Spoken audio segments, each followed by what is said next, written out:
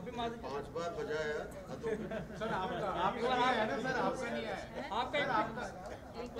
आपका एक आ जाएगा सर।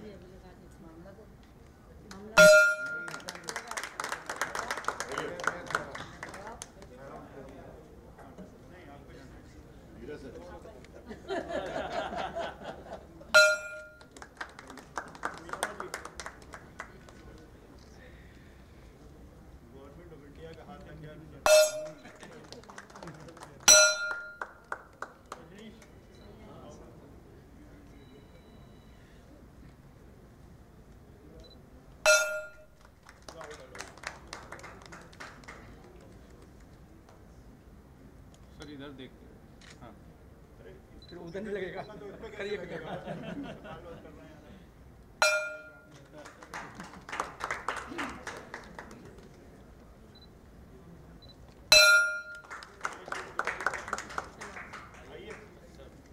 अगला बॉल तुमसे ही लेना है। देखो वर्मा जी समझ गए बिल्कुल।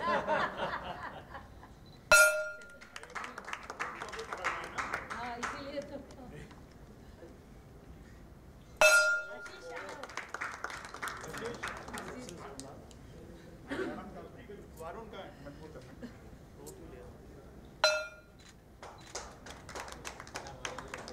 फोटो में आवाज नहीं आती ना। अच्छा तुम सबसे स्मार्ट निकले।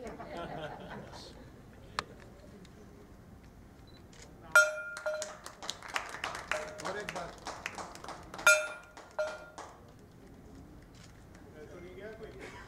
अभी ग्रुप पिक्चर कर लेते हैं। अरे सर ज्यादा का है। हाँ बहुत सलाहकार। क्यों? हाँ जी सर, विके सर, सर कैमरे की तरफ देखिए। हाँ ये बात तो है, छोटे में कहीं भी एडजस्ट हो जाती है।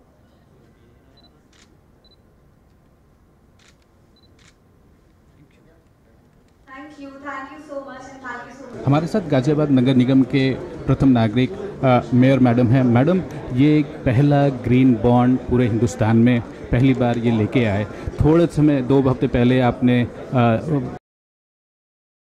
हवा के बारे में, गाजियाबाद की हवा के बारे में इन्वायरमेंट मिनिस्ट्री के साथ भी आपने एक करार साइन किया।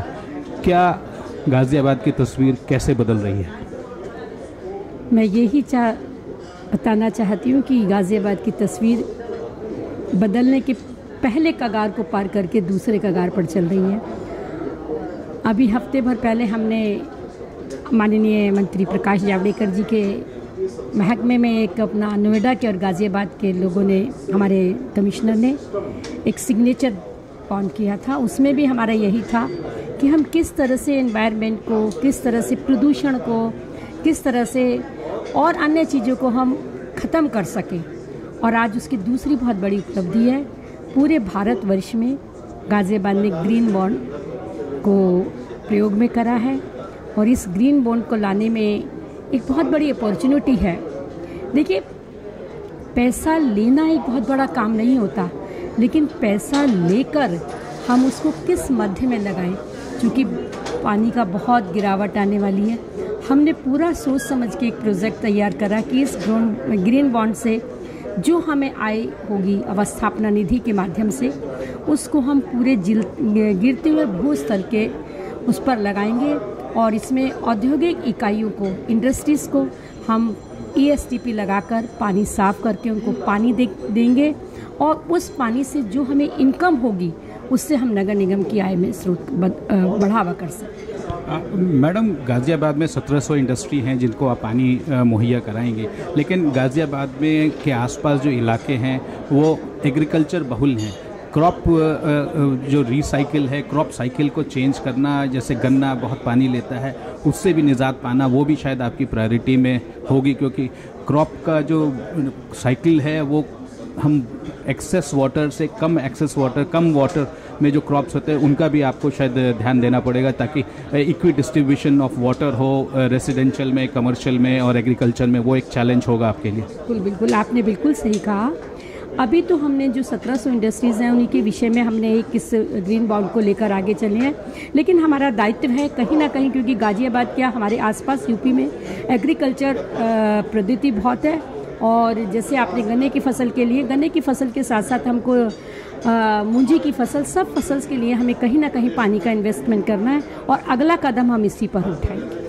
एक बार फिर से मैडम आपको बहुत बहुत कॉन्ग्रेचुलेशन कि आपका ये बॉन्ड सब्सक्राइब हुआ, क्योंकि इट इज़ चैलेंजिंग बिकॉज ये पहला बॉन्ड था और इतना ज़्यादा अच्छा इसको रिटर्न मिला और आपको न्यूनतम दरों में मिला। इसके लिए मैं हम लोगों की सिस्टम, हमारी कार्य प्रणाली, क्योंकि हम लोगों के पास समय बहुत कम था, उसी समय में हमें सारी चीज़ें पूरी करनी थी और कहीं ना कहीं इसमें गाज़ियाबाद नगर निगम पे इन्वेस्टर्स का एक विश्वास था। एक इंडिया गवर्नमेंट, भारत सरकार और एक यूपी सरकार पर भी उनकी गुड गवर्नेंस का भी एक सब लोगों को विश्वास था कि अगर आज हम गाज़ियाबाद नगर निगम के साथ ये बॉन्ड ले रहे हैं तो कहीं ना कहीं हम इसे भविष्य में इसमें अच्छा ही कर पाएंगे। भारत की और उत्तर प्रदेश की हमने सरकार की नीतियाँ, रीतियाँ, उनके हमने सारी व्यवस्थाएं देखी हैं, उसका भी हमें कहीं ना कहीं बेनिफिट मिला। मैडम, ये जो आपके जो मेन जो फॉरेन इन्वेस्टर्स हैं उनका नाम बताएंगे, कौन है और क्या आपका ऐसा अनुमान है कि ये कितना आगे बढ़ सकता है? देखिए, अभी इसमें हमारा जो मेन है, इसमें हमारा है बॉम्बे स्टॉक एक्सचेंज का है, हमारा HDFC बैंक है, हमारा AK कैपिटल है, हमारा ये किनी है और डिटेल्स में काफ़ी सारे इन लोगों से सबसे हमें आशा बनी है, इनको हमसे आशा बंदी है और हमको इनसे आशा बंदी है कि इसको हम और आगे बढ़ाएंगे। अभी तो हमने फ़िलहाल इसी पे शुरुआत की।